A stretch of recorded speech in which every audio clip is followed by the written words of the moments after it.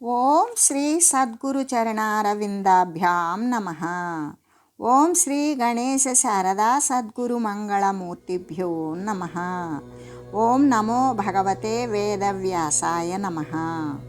ఓం నమః ప్రణవార్థాయ శుద్ధ జ్ఞానైకమూర్తయే నిర్మలాయ ప్రశాంతాయ దక్షిణామూర్తయే నమః. ఓం ఈశ్వరో గురురాత్మేతి మూర్తిభేద విభాగినే వ్యోమవద్వ్యాప్తదేహాయ దక్షిణామూర్తయే నమః. శ్రీ గురుగీత తృతీయోధ్యాయము. అంటే సద్గురు చంద్రుడు ఎటువంటి వాడు అంటే ఎప్పుడూ కూడా తన స్థానము నుండి తాను జారనటువంటి వాడు, శాశ్వత తత్వము కలిగిన వాడు, నిత్య స్వరూపుడు, సత్యస్వరూపుడు, శాశ్వతుడు, కేవలము జ్ఞానమే ఆనంద స్వరూపముగా కలిగినటువంటి వాడు, సర్వాంతర్యామి అయినటువంటి ఆ విష్ణు స్వరూపుడు శ్రీ సద్గురు రూపుడే. అంటే అజ్ఞానము అనేటువంటి అంధకారానికి సూర్యుడైనటువంటి వాడు, శిష్యులను తత్వమార్గమునందు శాశ్వతమైన పరిపూర్ణ తత్వమునందు పరబ్రహ్మ స్థానమునందు ప్రవేశపెట్టడానికి సమర్థుడైనటువంటి వాడు. అంటే కరుణామృత సముద్రమే అయినటువంటి కరుణామృత సాగరుడు. అంటే కరుణ అనేటువంటి అమృతము వర్షించేటువంటి వాడు అయిన శ్రీ సద్గురుదేవుని కొరకు నమస్కరిస్తూ, ఇంకా కూడా శిష్యులు ఎల్లప్పుడూ కూడా సంసారము అనేటువంటి సముద్రాన్ని దాటడానికి వంతెన వంటి వాడు కూడా. అంటే అది ఏ విధంగా అంటే శ్రీ గురు పాదాలను ఎవరైతే సమాశ్రయణం చేస్తారో దాని చేత ఇక మళ్ళీ కూడా చావు పుట్టుకలతో కూడిన ఈ శారీరకమైనటువంటి దేహోపాధులు మళ్ళీ వచ్చిపోతూ ఉండేటువంటి స్థితి అనే ఈ సంసార భయము అనేది ఉండదు అనే అర్థాన్ని స్ఫురింపజేస్తూ భక్తుల యొక్క మనోరథాలను, వారి యొక్క సుప్రసిద్ధమైనటువంటి జ్ఞాన సంబంధమైనటువంటి కోరికలను, ఆ జ్ఞానాన్ని కూడా ఫలింపజేసేటువంటి కార్యాలయందు మరి దాని యొక్క అంటే ఆ ప్రకారంగానే మోక్ష మార్గమున కలిగినటువంటి ముముక్షువుల యొక్క ప్రతిబంధకాలను కూడా నశింపజేయడమే శ్రీ గురు కార్యమే అయ్యున్నది కదా. శ్రీ గురువు యొక్క కార్యం ఏమిటి అంటే సంసార సాగరాన్ని నశింపజేయడం, జ్ఞాన మార్గాన్న పయనింపజేయడం. అది ఎవరైతే ముముక్షువులు అంటే మోక్షతత్వాన్ని కోరి ఉంటారో వారికి కలిగినటువంటి ప్రతిబంధకాలను మొత్తం కూడా తొలగింపజేయడము శ్రీ గురుదేవుని యొక్క కార్యమే ఉన్నది. మరి శిష్యుని కార్యం ఏమిటి అంటే భక్తితో ఎల్లవేళలా శ్రద్ధగా గురుపాదాలను నమ్మి భజించినటువంటి వారికి గురువు చెప్పినటువంటి బోధను అనుసరించి ఆ యొక్క జ్ఞానాన్ని శ్రద్ధగా శ్రవణం చేసి ఆ ప్రకారం పయనించేటువంటిదే శిష్య ధర్మమై ఉంటుంది. ఈ విధంగా వారికి కలిగేటువంటి ప్రతిబంధకాలను నశింపజేయటమే గురు కార్యమై ఉంటుంది. ఇలాగా చిదానంద స్వరూపులు, పరమాత్మ స్వరూపులు అయినటువంటి అంటే వారి యొక్క లక్ష్యస్థానము నుండి వారు ఏ లక్ష్యమైతే ఉన్నది పరమాత్మ స్వరూపము, పరమాత్మ తత్వము, పరిపూర్ణ తత్వము, సదా సర్వవ్యాపకమే అయినటువంటి చిదాత్మ తత్వము నుండి జారనటువంటి వారే కదా సద్గురుమూర్తులు. అటువంటి గురుమూర్తులకు నేను ఎల్లవేళలా కూడా నమస్కరిస్తూ ఉన్నాను. ఎందుకంటే ఆ గురునామంతో సమమైనటువంటి దైవం లేనే లేదు. ఎందుకు సదా సర్వత్రా సర్వకాల సర్వావస్థల యందు కూడా రక్షించి సంసార భయాన్ని శమింపజేసేటువంటి మరి అజ్ఞానాన్ని నశింపజేసేటువంటిది, జ్ఞాన ప్రకాశముతో తేజరిల్లేటట్లు చేయగలిగినటువంటి స్థితి కేవలం శ్రీ సద్గురుమూర్తి మాత్రమే చేయగలుగుతాడు. కాబట్టి ఆ గురుమూర్తి యొక్క నామస్మరణం ఏదైతే ఉన్నదో అదే దైవస్మరణము, ఆ దైవస్మరణమే గురునామస్మరణము. కాబట్టి ఆ దైవమే రక్షించేటువంటి తండ్రి.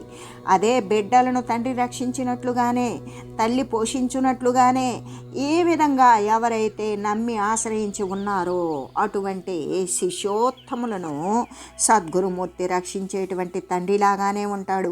అంతేకాదు వారు ఏది కోరుకుంటున్నారో హితకరమైనటువంటి ఆ కోరిక యందు ఉన్నటువంటి సత్యాన్ని గుర్తించి మంచి సత్యాన్ని పొందింపజేయగలగడానికి తగినటువంటి మార్గాన్ని సూచించడమే కాకుండా ఆ మార్గంలో వచ్చేటువంటి ఆటంకాలు ఏ విధంగా తొలగించుకోవాలి అనేటువంటి సూచన కూడా చేయగలిగినటువంటి వాడే శ్రీ సద్గురుమూర్తి. ఎల్లవేళలా కూడా సత్శిష్యులకి, సత్తును కోరేటువంటి శిష్యులకి, సద్గురువును ఆశ్రయించినటువంటి శిష్యులకి హితాన్నే చేస్తూ ఉంటారు. ఆ హితాన్ని చేసి వారు చేసినటువంటి వారే కదా బాంధవులు. ఎవరైతే రక్షిస్తారో, ఎవరైతే సహాయం చేస్తారో, ఎవరైతే ఆదరిస్తారో వారే బాంధవులు. అంతేగాని బంధాన్ని కలిగించేటువంటి వారు బంధువులు. ఇక్కడ బంధాన్ని విడదీసి శాశ్వతమైన తత్వాన్ని పొందింపజేసేటువంటి వాడే కదా బాంధవుడు. వాడు ఉన్నటువంటి ఆపదను తప్పించి, ఏ ఆపద? జనన మరణ చక్రం. ఆ చక్రము నుండి తప్పించి వాడికి శాశ్వతమైనటువంటి సాధనం మరి తనదైనటువంటి స్వంత సాధనాన్ని చూపించి దానిని చేర్చగలిగినటువంటి మార్గాన్ని సూచకంగా, బోధకంగా చూపించేటువంటి సద్గురుడు బాంధవుడే అవుతూ ఉన్నాడు. అయితే శ్రీ గురుదేవుని యొక్క నామస్మరణతోటి సమానమైనటువంటి ప్రభువు ఎవడన్నా ఉన్నాడా? లేడు. ఏ ప్రభువుని మనం ఎవరి ధ్యానం చేసినా దాని ద్వారా మనం పొందేటువంటిది చాలా తక్కువలో తక్కువ, అల్పంలో అల్పం. అదే శ్రీ సద్గురుదేవుని యొక్క నామస్మరణతో ఎప్పటికీ కూడా ఏ యొక్క అధికారిత్వము కానీ, ప్రభుత్వము కానీ, ఏ ప్రభువు కానీ సమానము ఎప్పటికీ కానే కాదు. ఎందుకు అంటే అది దేహంతో ఉన్నటువంటి వాటికి ఉపయోగవంతంగా అనేక ప్రవృత్తితో కూడుకొని అనేక బంధనాలను కలిగించేటువంటి స్థితిగతులను కలగజేసేటువంటిది ఈ ప్రాపంచిక సంబంధమైనటువంటి విషయం. అదే గురునామస్మరణం అయితే ఈ వచ్చిపోయే అస్థిరమైనటువంటి దేహస్థితులను కొనకుండా, మరి రకరకాల ఉపాధులు, రకరకాల యోనులు ఎందు పడకుండా, మరి నానా విధాలైనటువంటి శరీరాలు మార్పులు, స్థావర జంగమ రూపంలో ఉన్నటువంటి శరీరాలను ధరించకుండా ఉండేటువంటి స్థితి ఎవరు చేస్తారు అంటే సర్వవ్యాపక స్వరూపమైనటువంటి ఈ గురు పరమాత్మ స్వరూపుడు. గురు పరమాత్మే మనల్ని ఆ పరమపదాన్ని చేర్చగలడు. కాబట్టి అందుకే శ్రీ గురుదేవుని యొక్క నామస్మరణమే మోక్షస్థానము. అది మాత్రమే మనలో ఉన్నటువంటి ఎక్కడ మూలంలో ఉన్నటువంటి కోరికలతో సహా, గ్రంథులతో సహా విచ్ఛిన్నమైపోయినప్పుడు, మోహము అంటే లోక సంబంధంగా అతిశయిల్లేటువంటి ఏ మోహమైతే ఉంటుందో అది పూర్తి స్థాయిలో నశించిపోతే మోక్షమే కలుగుతుంది కదా. ఆ మోక్షస్థానము దేనివల్ల వస్తుంది అంటే గురునామస్మరణతో. గురునామస్మరణ అనేటువంటిది జ్ఞానోదయాన్ని కలిగిస్తుంది. ఆ గురునామస్మరణ వల్లే తను ఏమి కోరుకున్నాడు, ఏమి అభ్యాసం చేస్తున్నాడు, ఎవరిని ఆశ్రయించి ఉన్నాడు, తన లక్ష్యం ఏమిటి, ఆ గమ్యాన్ని చేరుకునేటంత వరకు కూడా తను ఎడతగనటువంటి, విరామం ఎరుగినటువంటి, ఎటువంటి విశ్రాంతిని ఆశించకుండా, ఎన్ని సంఘటనలు ఎదురైనప్పటికీ కూడా వాటిని లెక్క చేయకుండా ధీమంతంగా తన లక్ష్యాన్ని, తన గమ్యస్థానాన్ని చెందించగలిగినటువంటి స్మరణ ఏదైతే ఉంటుందో అదే గురునామస్మరణ. అంటే గురువు చెప్పినటువంటి, సద్గురుమూర్తి బోధించినటువంటి సత్యవస్తువుని గురించి ఎల్లవేళలా కూడా సదా చింతిస్తూ, ఎల్లవేళలా కూడా జపిస్తూ, ధ్యానిస్తూ, అనుష్ఠానం చేస్తూ అనుసంధానపరుడు ఎవడైతే ఉంటాడో వాడు ఎల్లవేళలా శ్రీ సద్గురునామస్మరణే. ఎందుకు అంటే సద్గురువుని యొక్క రూపమేంటి అంటే పరమపదము. ఆ పరమాత్మను చేరాలి, పరమపదాన్ని పొందాలి అంటే వాడు సద్గురునామస్మరణ. అంటే జ్ఞానానికి ప్రతీకేంటి? సద్గురు నామస్మరణ. అటువంటి సద్గురునామస్మరణమే మోక్షస్థానము. అంటే అన్నిటికీ మూలమేంటి అంటే శ్రీ సద్గురు స్థానమే, శ్రీ సద్గురు నామస్మరణమే అని తెలియజేస్తూ, అన్నింటికీ మూలం శ్రీ సద్గురు నామస్మరణ అన్నప్పుడు అన్ని ఏదైనా సరే వాడు వాంఛించినటువంటి సత్య వస్తువుని, సదా సర్వవ్యాపకమైనటువంటి సత్యస్థితిని, పరమపద స్థితిని వాడు పొందగలుగుతాడు. మళ్ళీ కూడా వానికి జన్మరాహిత్య స్థితే కలుగుతుంది. మళ్ళీ జనన మరణాలు అనేటువంటి దానికి ఏమాత్రము అవకాశం లేనటువంటి స్థితిని పొందింపగలిగిన మరి దేనికి ఉన్నది అటువంటి సమర్థత అంటే కేవలం గురునామస్మరణకి. అంటే ఒకవేళ గురుదేవుని గనక ఎవరైతే విస్మరిస్తారో వాని గురించి తెలియజేసేటువంటి విషయం ఏమిటంటే ఏకాక్షర ప్రధాతారం యో గురుం నైవ మన్యతే శ్వానయోని శతం గత్వా చండాలేష్వపి జాయతే.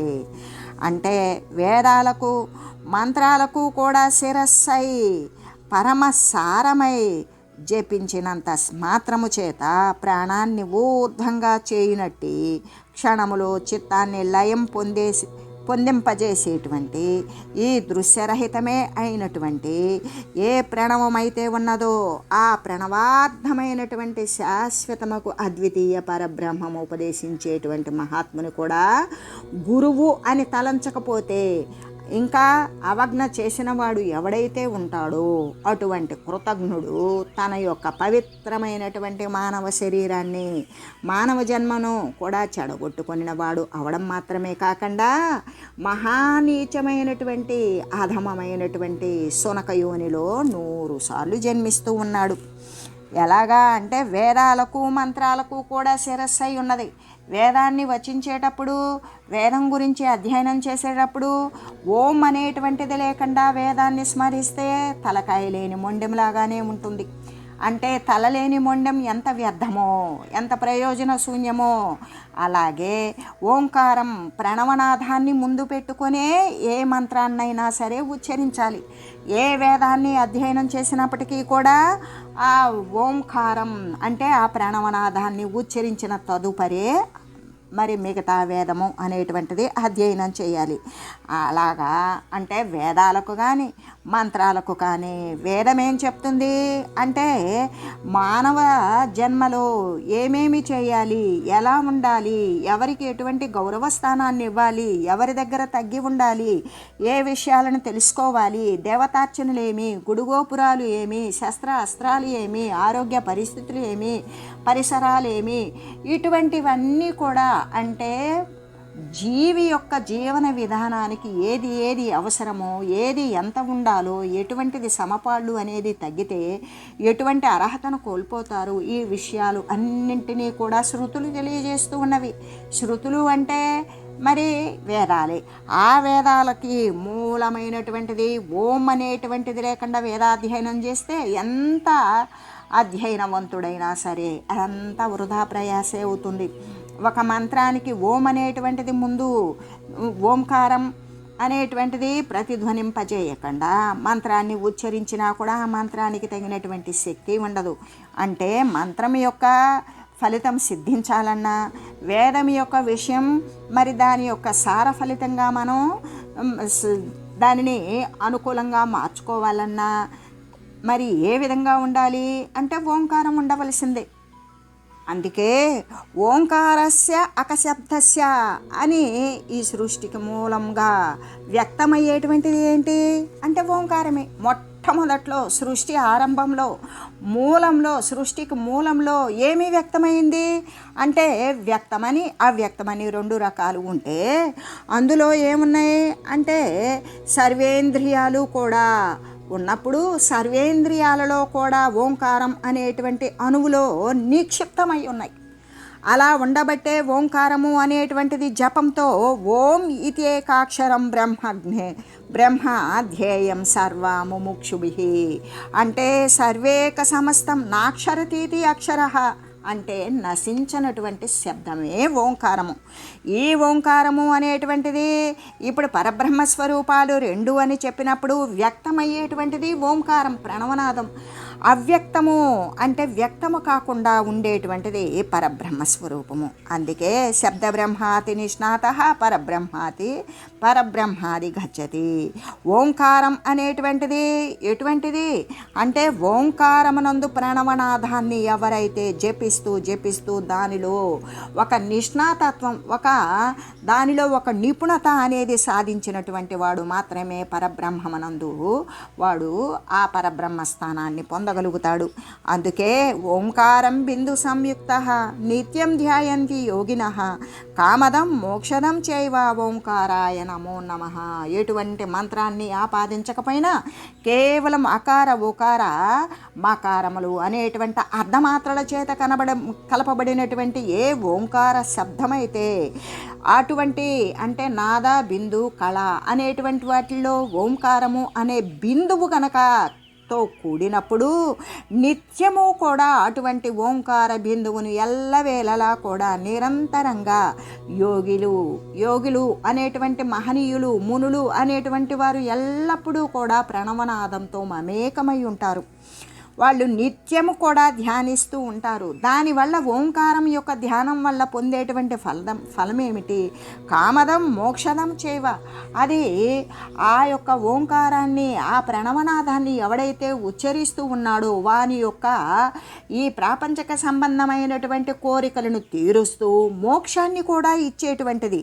అందుకే ఓంకారాయ నమో నమః అంటే ఈ ఓంకారం అనేటువంటిది ఏ విధంగా అంటే ఓంకారం ఊర్ధ్వం ఉన్నామయతీతి అంటే ఉన్న చోటు నుండి ఊర్ధ్వంగా కూడా పయనింపజేసేటువంటిదే ఓంకారం అని చెబుతూ అసలు ఈ ఓంకారము అనేటువంటిది ఈ వేదాలకు ముందు కానీ మంత్రాలకు ముందు కానీ దానిని ఆ ఓంకారాన్ని కలుపుకొని మరీ మంత్రాలను అనుష్ఠానం చేసిన జపించిన వేదాధ్యయనం చేసిన ఓంకారాన్ని ముందు ఉంచుకొని అప్పుడు మాత్రమే దాని యొక్క అదే ఏమని కామదం మోక్షదం అంటే ఏది కోరితే అది వచ్చేటువంటి స్థితి కల్పించి ఆ మంత్రానికి ఆ వేదానికి కూడా ఒక పటిమను ఒక ప్రభావాన్ని ఒక మహిమను జోడించేటువంటిది ఏంటి అంటే ఓంకారమే. ఎందుకు? అది అది వ్యక్త పరబ్రహ్మ స్వరూపం. ఇక్కడ పరబ్రహ్మ స్వరూపం 2 రూపాల్లో వ్యక్తమవుతుంది అంటే ఓంకార రూపంలో శబ్దబ్రహ్మముగా, మరి అవ్యక్తం పరబ్రహ్మ స్వరూపంగా ఈ విధంగా వ్యక్తమవుతుంది. కాబట్టి ఈ యొక్క వేదాలకు మంత్రాలకు అదే కనుక ఒకవేళ ఓంకారం లేకుండా మంత్రాలను జపించిన వేదాలను అధ్యయనం చేసిన ప్రయోజన రహితమే అవుతుంది. అందుకు కాబట్టి ఈ యొక్క ప్రణవనాదాన్ని ఎల్లవేళలా కూడా వాడు ధ్యానిస్తూ జపిస్తూ ప్రణవము లేకుండా ఏ విధంగా మంత్రాలను చేస్తే ఎలా ఉంటుందంటే శిరస్సు లేని మొండెంలాగా, అది నమస్కారం లేనటువంటి తాంబూలము లేనటువంటి నమస్కారములాగా, మరి ఏ విధంగా అంటే వాక్కు లేనటువంటి మనసులాగా, మనసులో అనేక ఆలోచనలు చేసినా వాగ్రూపంలో వ్యక్తమైతేనే దానికి ఒక క్రియారూపం వస్తుంది.